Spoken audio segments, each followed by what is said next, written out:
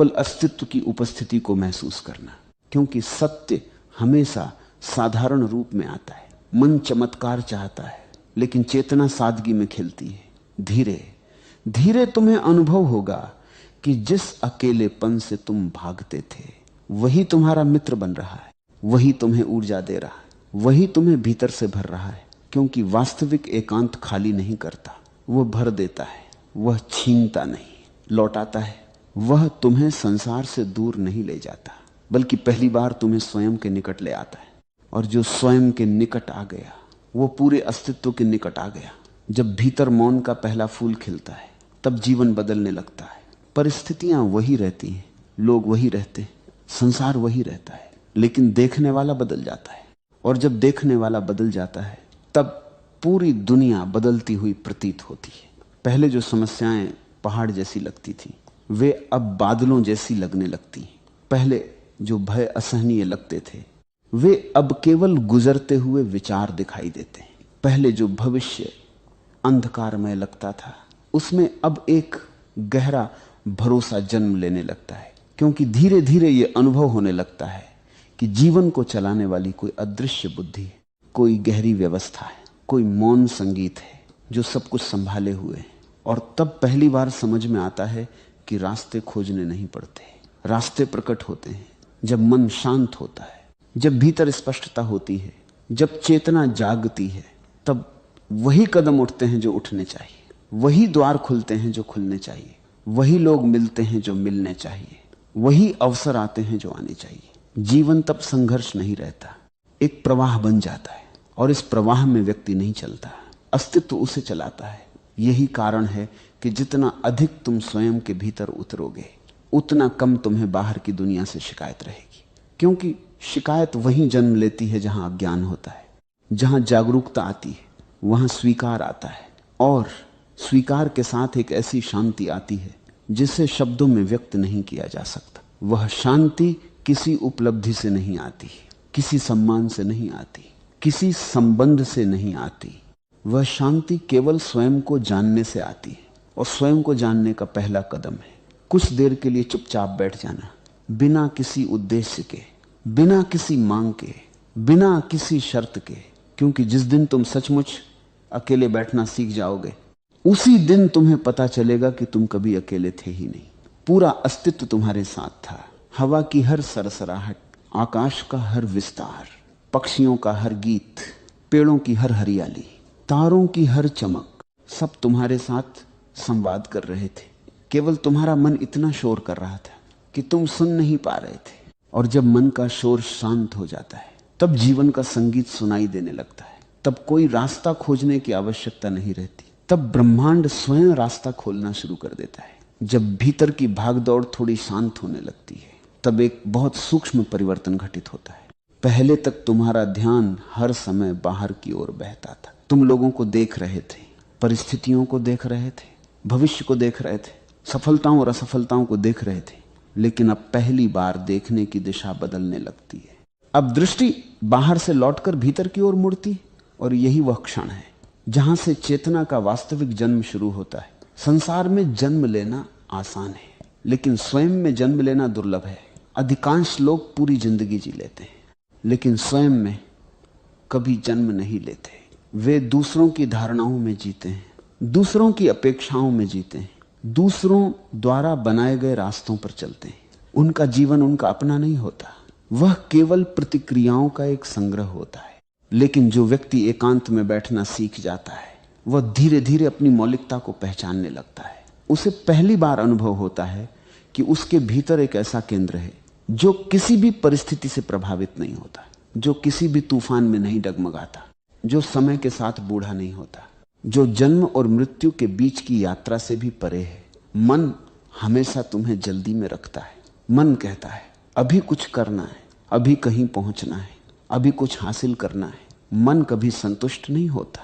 उसे यदि पूरा संसार भी मिल जाए तो वह किसी दूसरे संसार का सपना देखने लगेगा, क्योंकि मन का स्वभाव ही असंतोष है।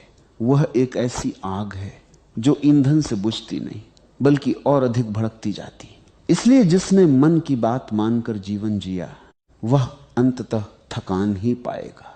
उसकी उपलब्धियां बढ़ सकती हैं, लेकिन उसकी शांति नहीं बढ़ेगी। उसके पास साधन बढ़ सकते हैं, लेकिन संतोष नहीं बढ़ेगा।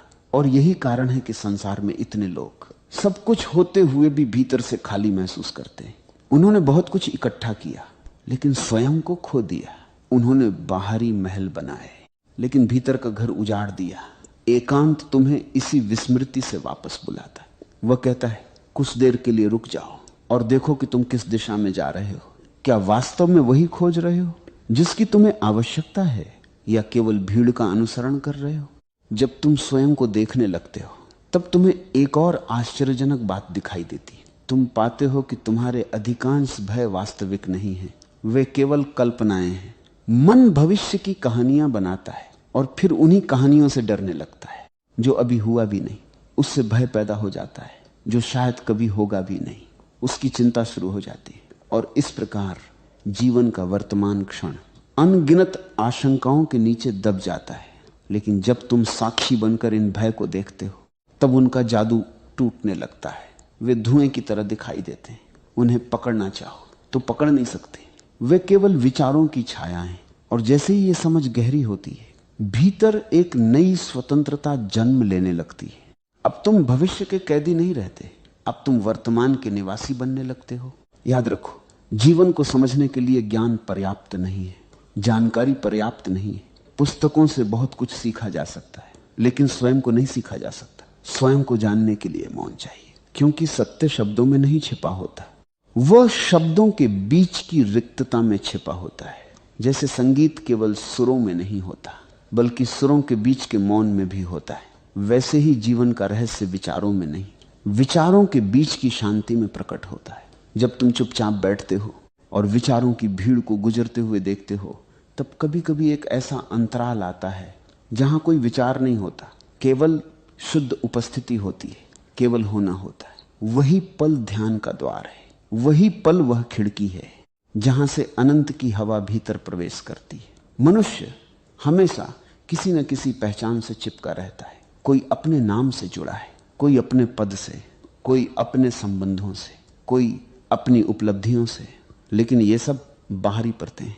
इनके नीचे जो वास्तविक अस्तित्व है, उससे बहुत कम लोग परिचित हो पाते हैं, क्योंकि पहचानें सुरक्षा देती हैं, वे एक झूठा सहारा देती हैं और मन उसी सहारे को पकड़कर जीता है। लेकिन जो व्यक्ति एकांत में उतरता है, उसे धीरे धीरे यह साहस मिल जाता है कि वह अपनी सभी पहचानों को एक तरफ रख सके।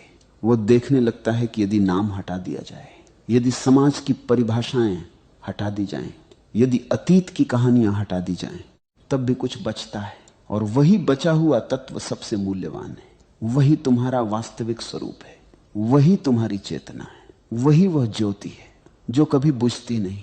अस्तित्व का एक अद्भुत नियम है, जितना तुम नियंत्रण छोड़ते हो, उतनी ही सहजता से जीवन बहने लगता है। लेकिन मन नियंत्रण चाहता है। वह हर चीज को अपने हिसाब से चलाना चाहता है। वह चाहता है कि भविष्य भी उसकी इच्छा के अनुसार बने, लोग भी उसकी अपेक्षाओं के अनुसार व्यवहार करें, परिस्थितियां भी उसकी योजनाओं के अनुसार घटित हो। और जब ऐसा नहीं होता, तब दुख पैदा होता है। दुख का मूल कारण परिस्थितियां नहीं है, दुख का मूल कारण नियंत्रण की इच्छा है। जो जीवन को आदेश देना चाहता है वह निराश होगा, लेकिन जो जीवन के साथ नृत्य करना सीख जाता है वह आनंद को उपलब्ध हो जाता है।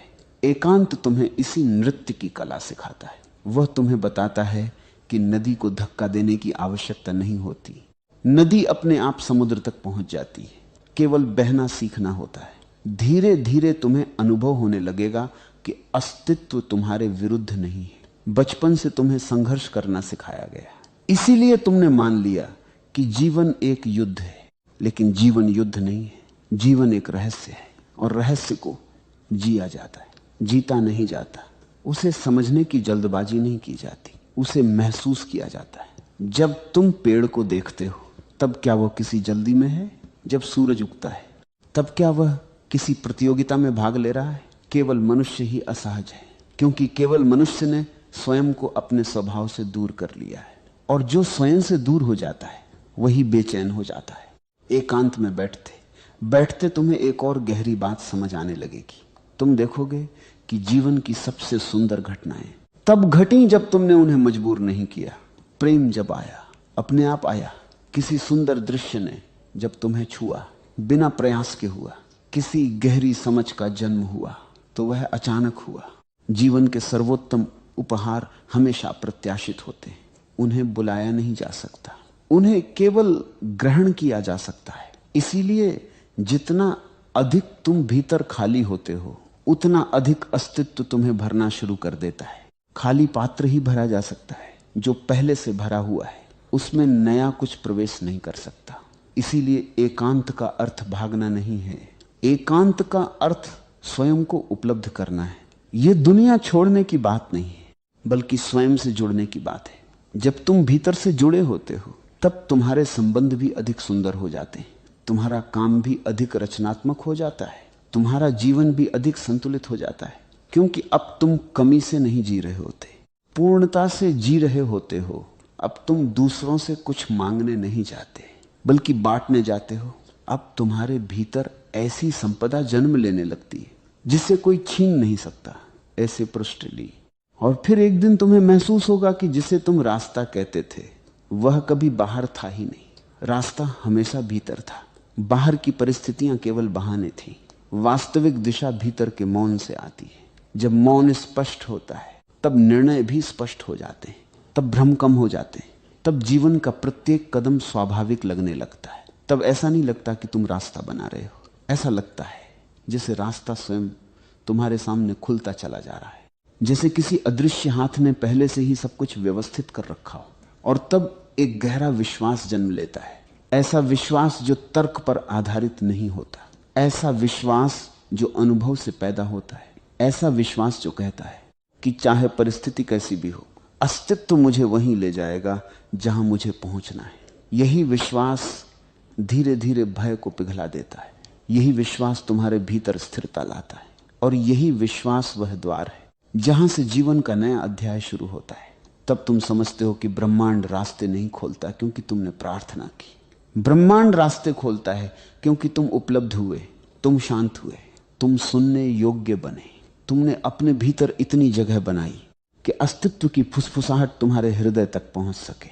और जब ये फुसफुसाहट सुनाई देने लगती है तब जीवन केवल जीने की चीज नहीं रह जाता, वह एक पवित्र अनुभव बन जाता है, एक निरंतर ध्यान बन जाता है, एक ऐसा उत्सव बन जाता है जिसमें प्रत्येक सांस तुम्हें तुम्हारे वास्तविक घर की ओर ले जाती है। धीरे धीरे जब भीतर का मौन गहरा होने लगता है तब व्यक्ति एक ऐसे प्रदेश में प्रवेश करता है जहां शब्दों की पहुंच कम होने लगती है। वहां विचार अभी भी आते हैं, लेकिन उनका प्रभाव पहले जैसा नहीं रहता। वे आकाश में गुजरते बादलों की तरह दिखाई देने लगते। पहले जिन विचारों के साथ तुम बह जाते थे, अब उन्हें केवल आते जाते हुए देखते हो। पहले जिन भावनाओं में तुम डूब जाते थे, अब उन्हें भी साक्षी भाव से देख पाते हो। यही वह परिवर्तन है जो भीतर की चेतना को जन्म देता है। चेतना का अर्थ किसी विशेष विचारधारा को मान लेना नहीं, चेतना का अर्थ है जागना, इतना जाग जाना कि अपने भीतर जो कुछ घट रहा है उसे स्पष्ट रूप से देख सको। मनुष्य की सबसे बड़ी समस्या यह नहीं है कि उसके पास उत्तर नहीं है, उसकी सबसे बड़ी समस्या यह है कि वह गलत प्रश्नों के पीछे भाग रहा है। वो पूछता है अधिक धन कैसे मिले, अधिक सम्मान कैसे मिले, लोग मुझे कैसे स्वीकार करें, मैं दूसरों से बेहतर कैसे बनूं। लेकिन ये सारे प्रश्न उसी मन से पैदा होते हैं जो स्वयं भ्रमित है। और भ्रमित मन चाहे जितने उत्तर खोज ले, उसका भ्रम समाप्त नहीं होता, क्योंकि मूल समस्या वही बनी रहती है। जब तक प्रश्न पूछने वाला नहीं बदलेगा तब तक उत्तर भी कोई वास्तविक परिवर्तन नहीं ला सकते। इसलिए भीतर की यात्रा उत्तरों की यात्रा नहीं, बल्कि प्रश्न पूछने वाले को देखने की यात्रा है।